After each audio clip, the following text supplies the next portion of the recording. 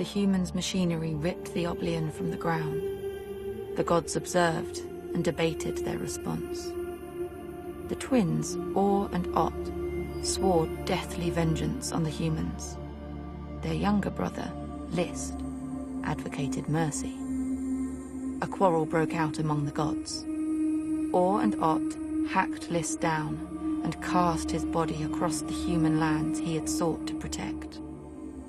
Thereafter, they unleashed a vengeful rage upon the helpless humans. Ruin and suffering spread through all the lands the humans once called their home.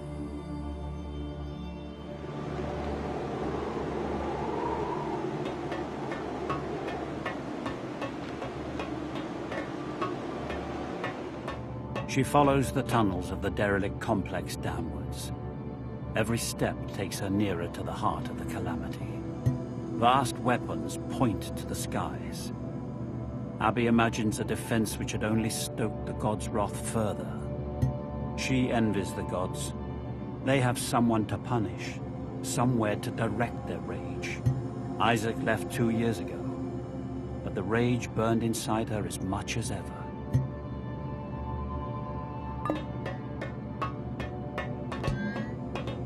Above the door is an inscription. It reads, "Let us cast the sorrow of loss from this world forever." Oblian grants the wish lying deep inside us. Uriah Joyce, discoverer of Oblian.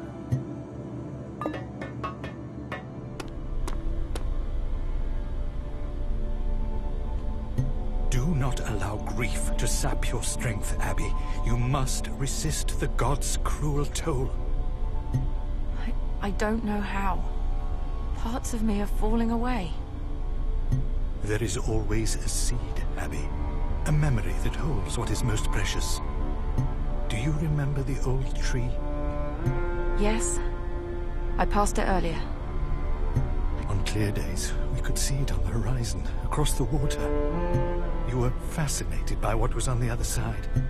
We spent hours just looking at that faraway tree. I remember. That is my kernel, Abby.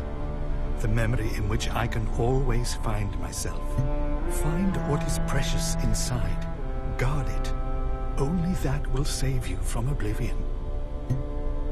Abby repacks her comms unit and resumes her progress.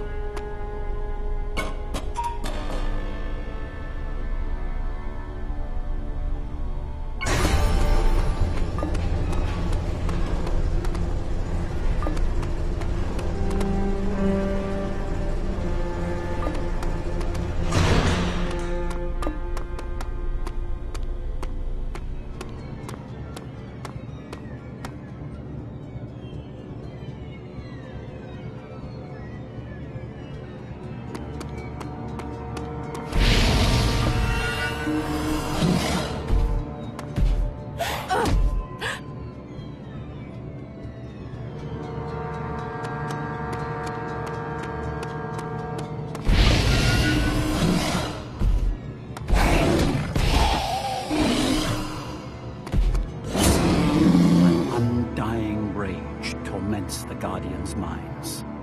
Possessing them scares Abby. She identifies something of herself in their vengeful fury.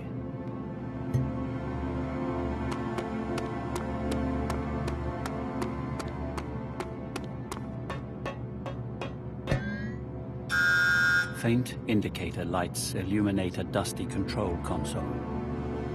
The display...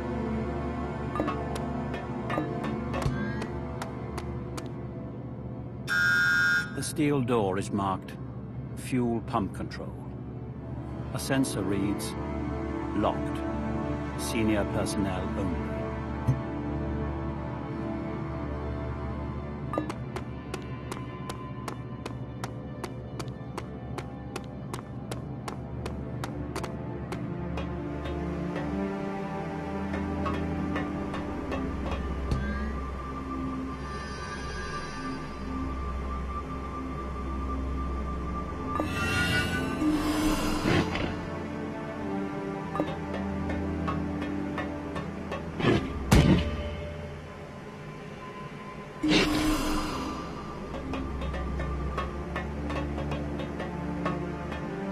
Abby's comms meter detects a weak signal trace ahead. Confused, she turns her attention to the crucible chamber ahead.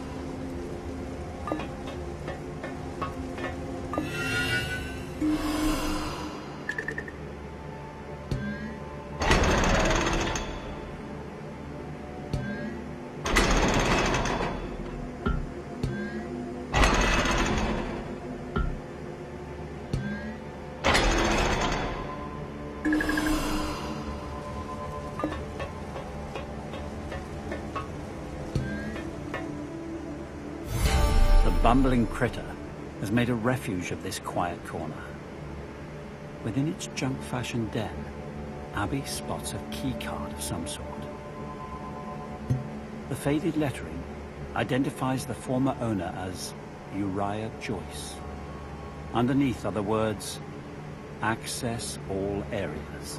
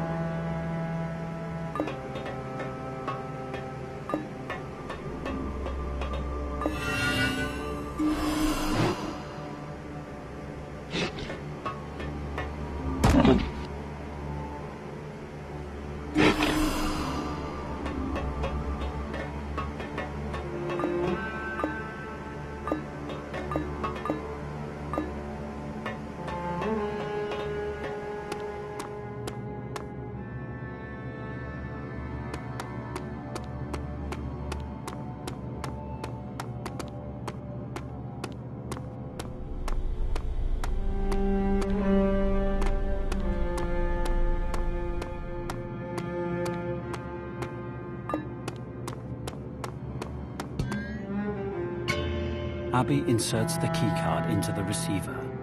The sensor flashes green as the steel door slides open.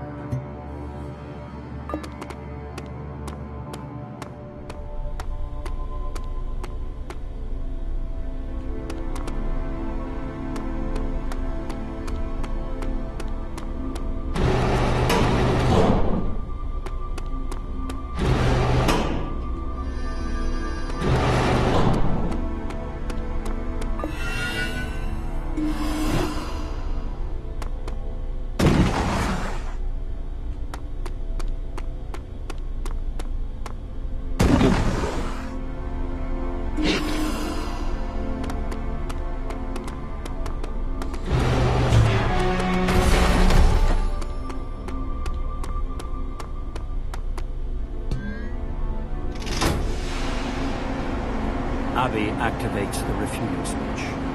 A low, guttural hum emanates from deep within the facility as the pump motor initiates. Steady vibrations drum upwards through the facility's steel structure. After a few moments, the display reads, "Service train refuel complete."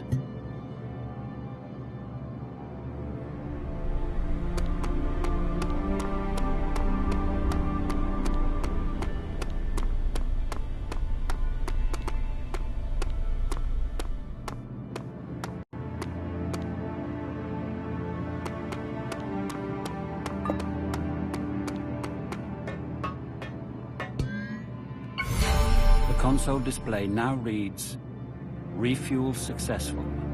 Awaiting departure."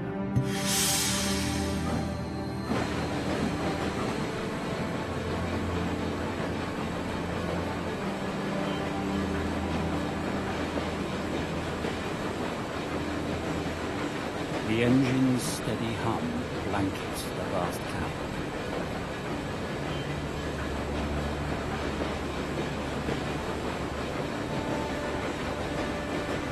A scanner again picks up a phantom trace. Puzzled, Abby dials the Enclave receiver instead. My scanner has a fault. It's picking up a faint signal ahead. Short range. It's not a malfunction, Abby. She knew her father's voice. She knew instantly something was wrong.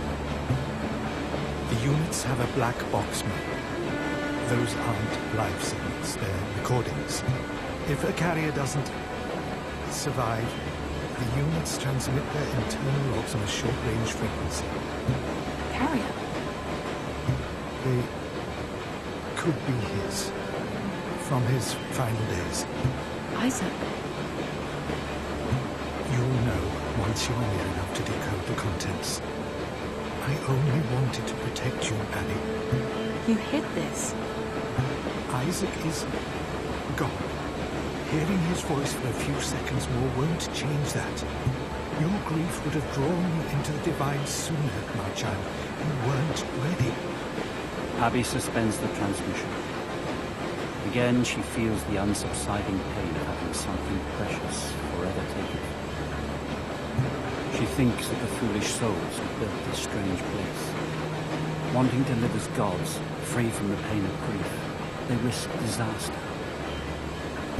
She wonders if she would have made the same choice.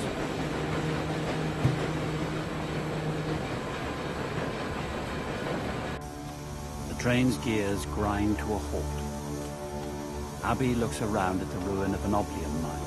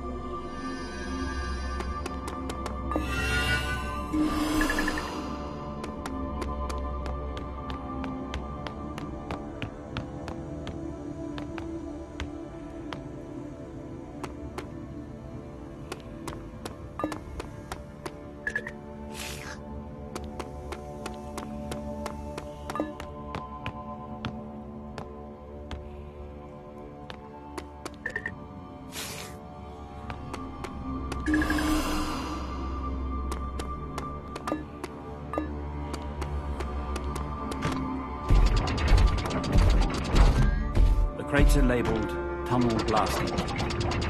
Abby searches the area to see if she can scavenge something useful.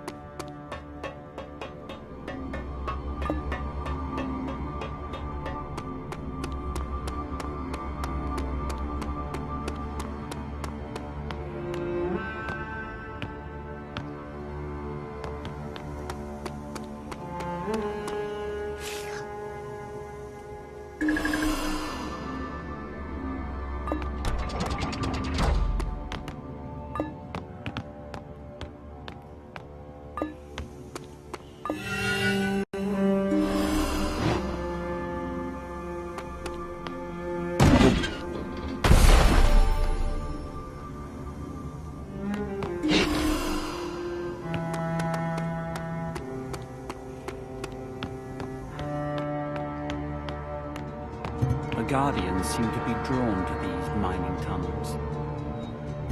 Abby wonders if, deep within their tormented minds, they understand the Oblian's unique power.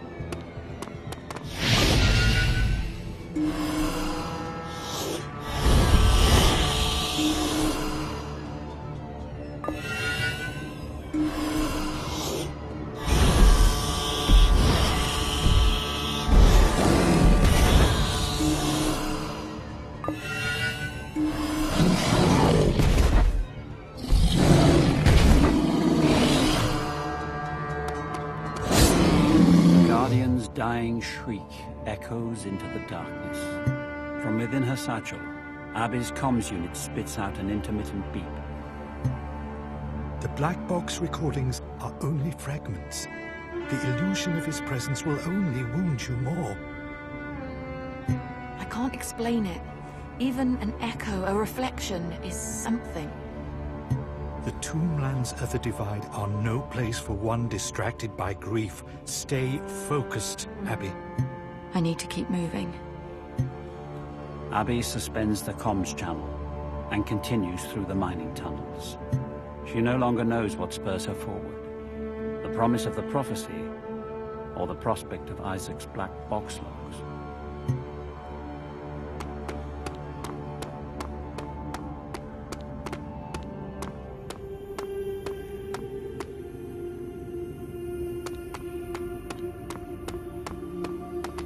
The rock's hallowed form reminds Abby of a burial site. Again, the object's surface is scarred with a rough script.